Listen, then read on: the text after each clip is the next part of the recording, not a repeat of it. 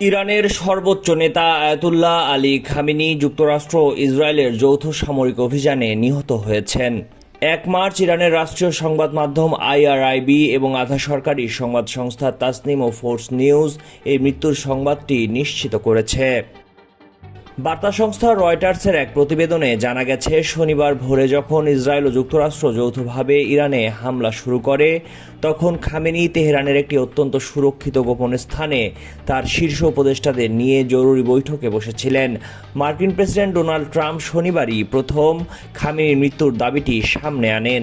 পরবর্তীতে গোয়েন্দা তথ্যের ভিত্তিতে মার্কিন ও ইসরায়েলি কর্মকর্তারা জানান, ওই হামলায় কেবল খামেনি নন, তার প্রধান সহযোগীরাও নিহত হয়েছেন।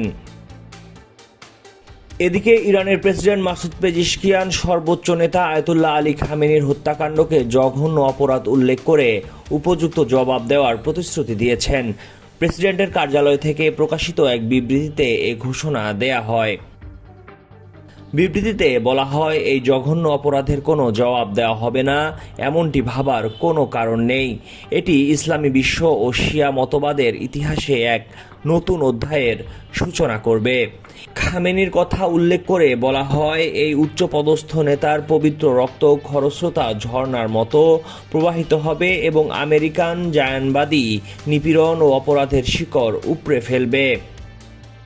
বিবৃতিতে আরও বলা হয়, ইসলামী উম্মাহ ও বিশ্বের মুক্তিকামী মানুষের সমর্থন নিয়ে ইরান সর্বশক্তি ও সংকল্প দিয়ে এই বিশাল অপরাধের কারিগর ও নির্দেশদাতাদের অনুতপ্ত হতে বাধ্য করবে।